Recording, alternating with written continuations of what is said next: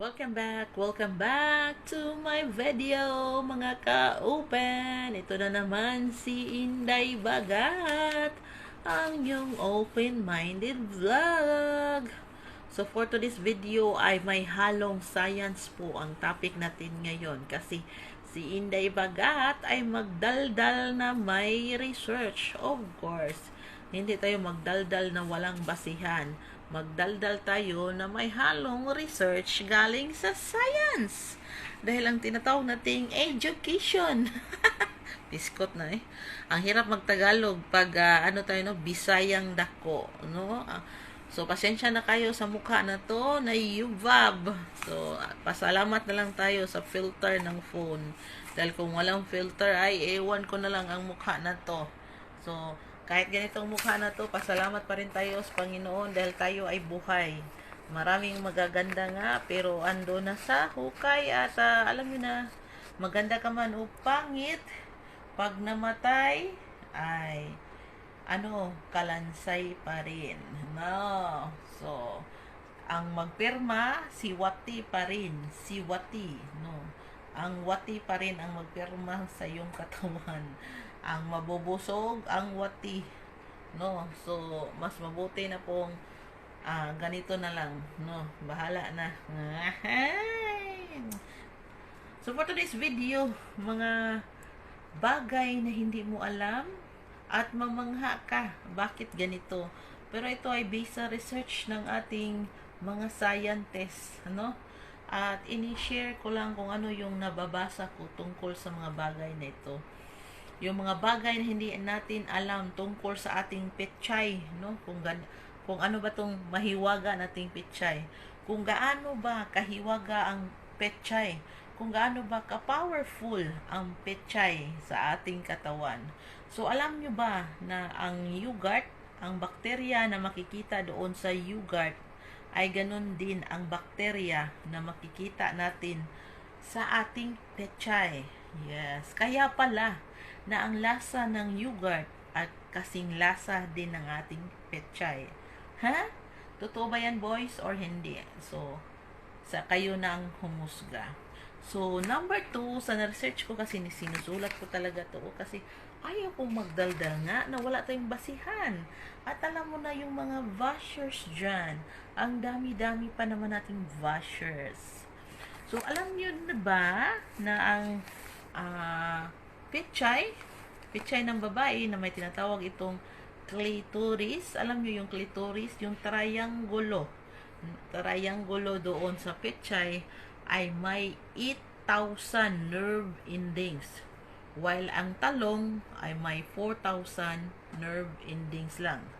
Kaya mas nag-last long yung babae pagdating sa bakbakan kaysa lalaki. Kaya mabilis labasan ang lalaki kaysa babae. Kaya mas yung babae, mas nakukulangan po yung babae kaysa lalaki pagdating sa bakbakan. Kasi nangangalahati lamang po ang mga lalaki pagdating po sa nerve endings. At alam nyo yung nerve endings, yan po yung mga dyan na nagbibigay dulot o nagbibigay kaligayahan, no? No, mabilis ka makiliti, mabilis ka ganyan, no? Ayaw ko na i-explain ng todo, no? Yun po, no? Kaya, pag mga babae, understand na lang kayo kung yung nyo dyan is mabilis labasan. At kailangan nila ng oras bago pa sila balikan, no? Kung yung bago pa titigasan sila ulit. Magiging understanding na lang tayo mga babae kasi nga tayo ay may 8,000 samantalang sila ay 4,000 lamang. So number 3, alam nyo ba na ang babae ay 3 to 4 inches po ang laki nito or haba, ano? Meron, ito lang yung normal or Pero pag malibog daw ang babae based on science ay nagkaroon po ito ng 200% 3 to 4 inches. Imagine nyo yan kung gaano kalaki. Sobrang elasticity ang meron po kung gaano ka super science ang petchay. Kaya nga, nakuha itong maglabas ng bata, di ba? Maglabas ng tao sa mundo. Dahil ganoon siya ka-elasticity. Ganoon siya ka-powerful. Kaya niyang magbigay buhay. So, thank you. At magpasalamat po tayo sa Petchay. Dahil kung hindi sa Petchay, hindi po tayo dadami sa mundo, no? Isa din po yung Petchay na pasalamatan natin, no? Dahil kung hindi yan powerful, kung paano ibugwak yung bata in just a minute, ibugwak ang bata, no? Na sobrang laki ng ulo. Super powerful. Ganon ka-elastic ang Petchay, no? Kaya, so ano pa ba ang dapat nating malaman? At alam nyo ba na ang buhok daw ng Petchay ay 7 weeks. Yun lang po ang minimum na haba or tubo ng ano nila. Pag ano niyan, ano na, pangit na ang ano niya, tubo or parang ano na ba? Based daw sa buhok natin, maglast long ang buhok natin 7 years. Pero yung buhok daw sa ibaba, no, ay 7 weeks lang. Kaya wag nyo pong paabutin ng 7 weeks. Kailangan nyo po yang bunutin agad.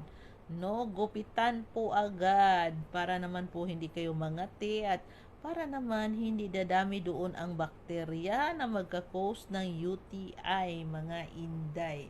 No, kailangan maglinis-linis din pag may time. No, so ano pa ba?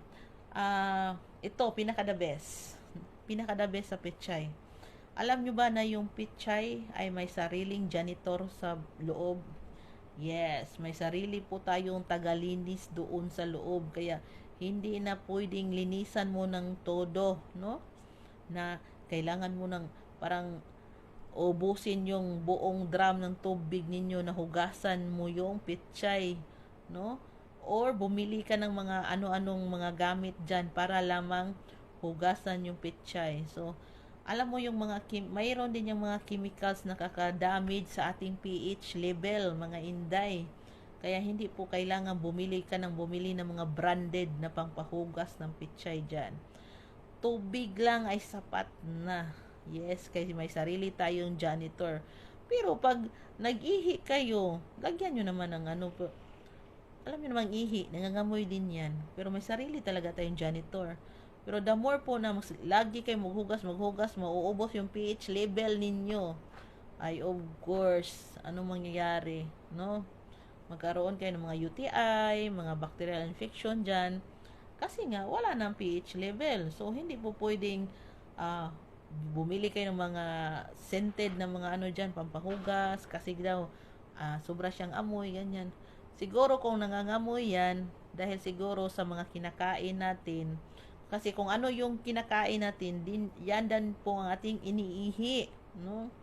Kaya nangangamoy. So example, mahilig ka kumain ng mga malalansang pagkain, of course, ang yung Petchay, malalansa din kasi yung amoy na inihi mo.